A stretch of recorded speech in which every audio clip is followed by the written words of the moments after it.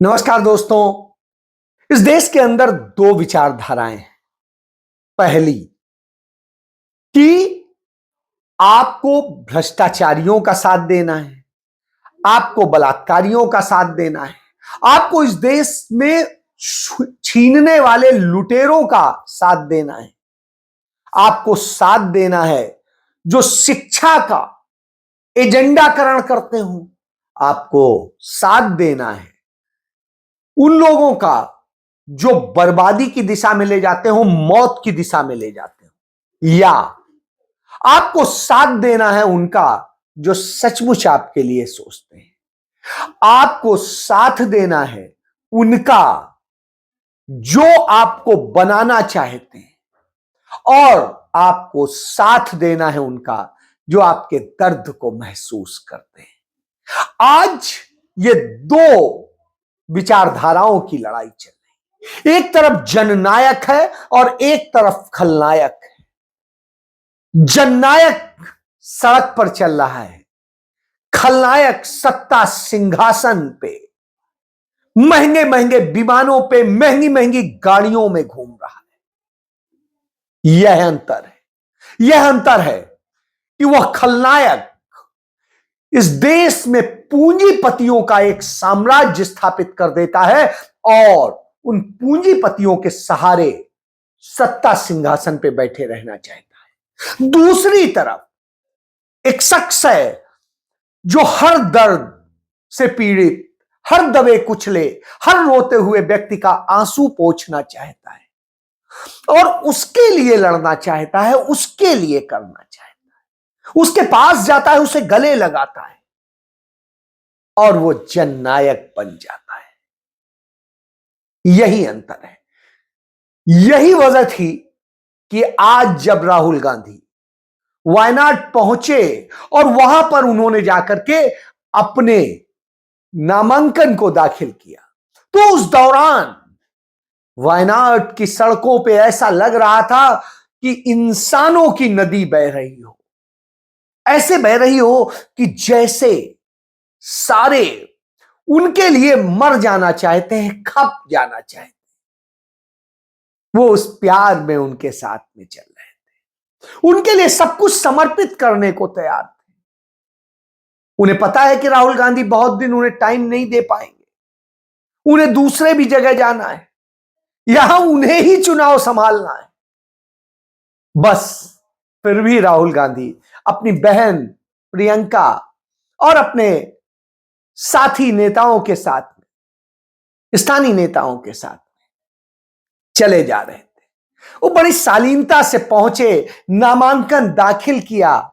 वहां की जो महिला जिला मजिस्ट्रेट थी, उन्होंने बड़े सम्मान के साथ में नामांकन ग्रहण किया, उसको चेक किया और फिर सिग्नेचर करा के उनसे कहा ठीक है।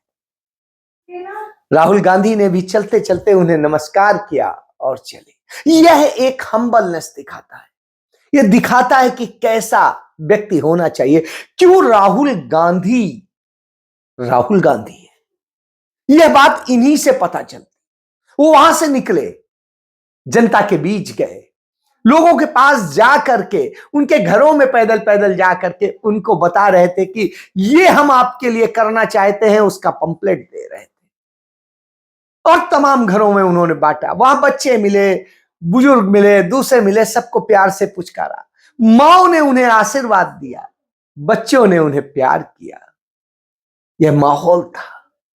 वायनाड तो राहुल गांधी जीत गए, क्योंकि दिलों में है चाहे जो हो।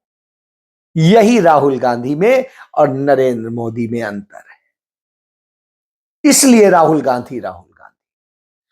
गांधी होना कोई आसान काम नहीं है, क्योंकि राहुल गांधी होने के लिए बड़ा त्याग करना पड़ता है, बलिदान देना पड़ता है। राहुल गांधी होने के लिए अपना सर्वस्व कुर्बान करना पड़ता है। Rahul ji, he is good. Rahul Gandhi. We're really happy to have a leader like him. Rahul Gandhi. अरे कौन है ये राहुल गांधी? राहुल जी राहुल गांधी मैं आपको बोलना चाहता हूँ, सरकार हो या जनता, हर कोई इन्हीं की बात कर रहा है। कौन है ये राहुल गांधी? तुम काम करो, जो होना है होगा, ध्यान काम पे रखो। घर छोड़ने को बोला तो चुपचाप सरकार के हाथों में चाबी थमाकर चलता बना। बीजेपी वाले अनाप शनाप बोलते रहे, इमेज में कुछ इंटरेस्ट नहीं है, जो इमेज आप रखना चाहते हो रख दो। मगर इन्हें कोई फर्क नहीं पड़ता। सत्ता का कोई लालच नहीं, अमीरों के साथ रहने का कोई शौक नहीं। जब देखो गरीबों और पिछड़ों की बात करते हैं और उनके साथ ही दिखते हैं। हमारे आदिवासी भाई हैं, दलित भाई हैं, पिछड़े वर्ग के भाई हैं, उनके लिए देश में दरवाजे बंद हैं। दिन में 4 जोड़ी कपड़े बदलने वाले नेताओं के होते हुए एक सफेद टी शर्ट पहनकर निकल पड़ते हैं। नेता तो झूठ बोलकर राजनीति करते हैं, पर इन्हें झूठ से नफरत है। झूठ, नफरत और गोडसेवाद का रास्ता तो आसान है, पर गांधी के सत्य और अहिंसा का रास्ता बहुत मुश्किल है। लेकिन नहीं, आसान राह नहीं चाहिए। 20,000 करोड़ रुपए अदानी जी की शेल कंपनीज में कहां से आए? ये देखिए रिश्ता। कोई नफरत की शतरंज बिछाकर तख्त पर बैठा है, पर इन्हें मोहब्बत और न्याय की खातिर कांटों पर चलना मंजूर है। अब तो आप समझ ही गए होंगे, राहुल गांधी बनना आसान बात नहीं। नफरत के बाजार में मोहब्बत की दुकान खुलनी चाहिए। उसका मजाक बनाया गया, वो मुस्कुराकर आगे बढ़ गया। उसके परिवार को गालियां दी गई, वो चट्टान की तरह अडिग खड़ा रहा। उसको जेल भेजने के लिए एड़ी चोटी का जोर लगाया। उसने उनकी आंख से आंख डालकर सामना किया। उसका घर तक छीन लिया गया। उसने जनता के दिलों में घर बना लिया। उसने हर चेहरे में देश का दर्द देखा, हर आवाज में क्रांति का गीत सुना। वो टूटा नहीं, झुका नहीं, हारा नहीं, डरा नहीं। वो माटी का सच्चा सिपाही देश को सीने में समेटे हुए आगे बढ़ता रहा। अब हमारी बारी, हम उसका साथ दें, देश के लिए उसके साथ खड़े हों। अब वक्त है कंधे से कंधा मिलाकर हर वही राहुल गांधी हो सकता है। तो राहुल गांधी ये है। अब दूसरी तरफ नरेंद्र मोदी हैं। वो इस देश को क्या दे रहे हैं वह भी जान लिए। उन्होंने इस देश के लोगों को सड़कों पर मरने के लिए मजबूर किया, अस्पतालों के बाहर, अस्पतालों के अंदर मरने को मजबूर किया, 50 लाख लोगों को मर जाने के लिए विवश किया। इस तरह से सरकारी तंत्र की व्यवस्था फेल रही। किसी को ऑक्सीजन नहीं मिली, किसी को दवाएं नहीं मिली, किसी को खाना नहीं मिला, किसी को पानी नहीं मिला, कोई पैदल चलते मर गया। कैसे हुआ? तमाम रेप का शिकार हो गए, तमाम लूट गए। और इसी दौरान उनके चहेते साथियों ने मुनाफाखोरी की, लूटा। किसी ने वैक्सीन के नाम पे, किसी ने फोन के नाम पे, किसी ने टेलीकॉम के नाम पे, तमाम बड़ी लूट हुई। हर जगह लूट हुई। और खुद नरेंद्र मोदी ने लूटा पीएम केयर फंड के नाम पर। पीएम केयर फंड की लूट हुई। लूट हुई इलेक्टोरल बॉन्ड के नाम पे। तमाम भ्रष्टाचारियों को बचाया गया बदले में इलेक्टोरल बॉन्ड। और इसका नतीजा क्या होता है?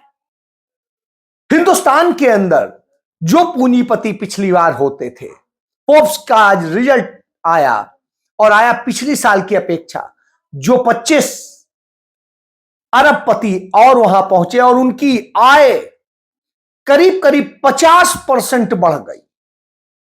और जो ज्यादा क्लोज है नरेंद्र मोदी के, उनकी तो और भी ज्यादा बढ़ गई। इतनी आय, इतनी संपत्ति, इतना सब कुछ बढ़ जाने की। यही तो राहुल गांधी कहते हैं कि नरेंद्र मोदी किसके लिए करते हैं? चंद चुने हुए 20-25 पूंजीपतियों के लिए ही उन्होंने किया है।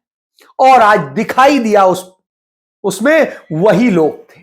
और वो लोग थे जिनके खिलाफ ईडी की कार्रवाई हुई, इनकम टैक्स की कार्रवाई हुई और वो भाजपाई पट्टा पहन करके खड़े हो गए। लिस्ट में वो नाम थे जो घोटालों में शामिल थे, वो नाम थे जिनके कारण कांग्रेस को बदनाम किया गया था।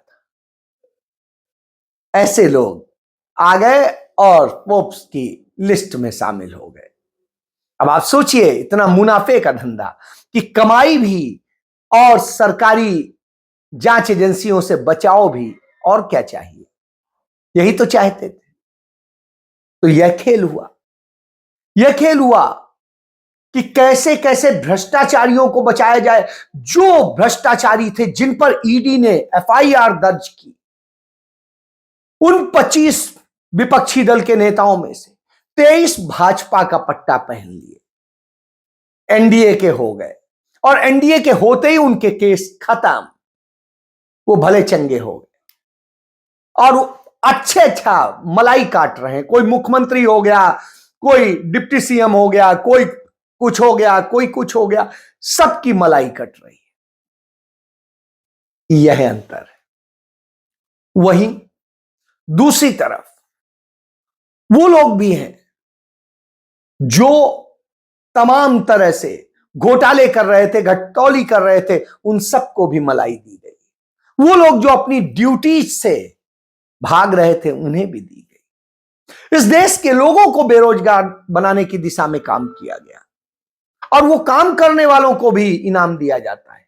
आईआईटी, आईआईएम, जो बड़े इंस्टीट्यूशंस हैं, उनमें आरएसएस और भाजपा के लोगों को भर दिया गया। नतीजा यह हुआ, आईआईटी मुंबई, जो सबसे ज्यादा आईआईटी बॉम्बे रोजगार देता था, प्लेसमेंट था, जहां का 100% प्लेसमेंट था, आज वहां 36% प्लेसमेंट घट गया है।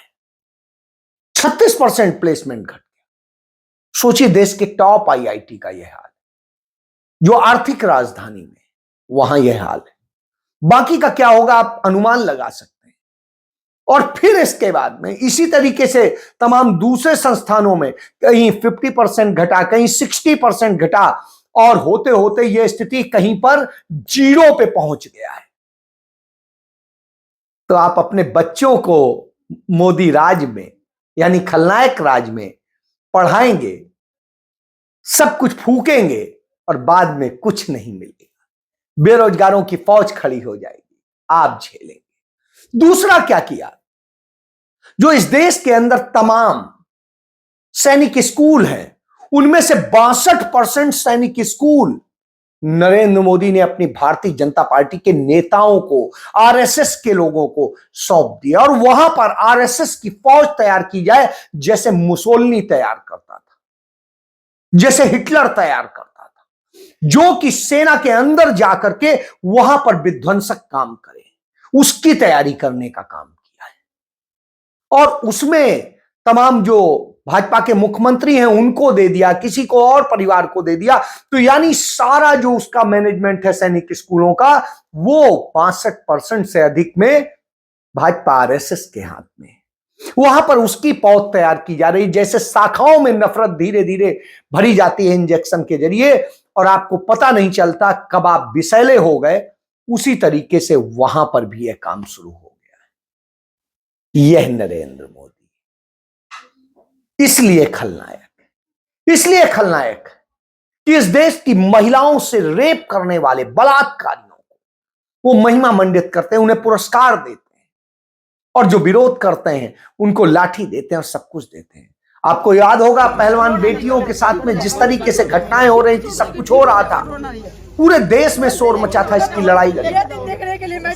कांग्रेस पार्टी में एक शामिल थे बॉक्सर ब्रिजेंद्र, वो भी इसके लिए आंसू बहा रहे थे। आज क्या होता है, कल तक रात तक वो राहुल गांधी कर रहे थे, आज अचानक सुबह वो भाजपा में ज्वाइन कर गए, और वो भूल गए कि उनकी बहनों के साथ में बलात्कार करने वाले, ऐसे क्राइम करने वाले कौन थे? भाजपाई थे, जिनको लेके वो दूसरों को ताने दे रहे थे, आज वो उस श्रेणी में शामिल हो गए। आज उन्हें दर्द भूल गया। ये वैसे ही है जैसे जयंत चौधरी ने किया, सेम स्थिति देखने को मिली। जयंत चौधरी और उनका एक जैसी भूमिका में नजर आई। उनको कुछ मिल गया, इनको कुछ मिल गया, इसके बाद सब खुश। यानी सिर्फ लाभ की होनी है, कोई नैतिकता नहीं, कोई मानवता नहीं, कोई। तो यही अंतर हो जाता है।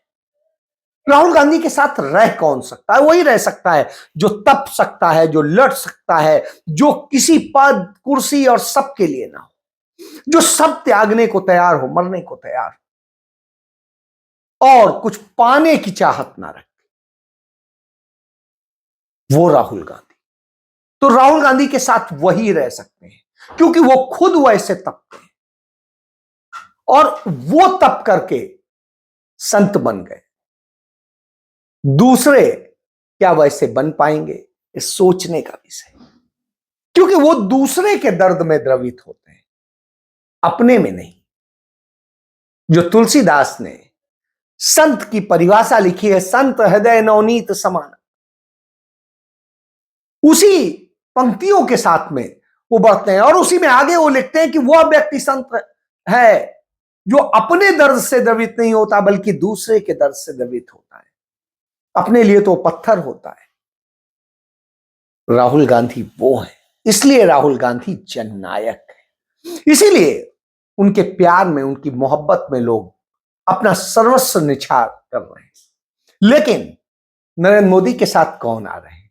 वो दागी आ रहे हैं, वो अपराधी आ रहे हैं, वो भ्रष्टाचारी आ रहे हैं, वो पूंजीपति आ रहे हैं जो मलाई खाना चाहते हैं और खिलाना चाहते हैं। इसलिए लड़ाई है। तो लड़ाई सच्चे और झूठे के बीच में है, बेईमान और ईमानदार के बीच में। फैसला तो आपके हाथ में है। जय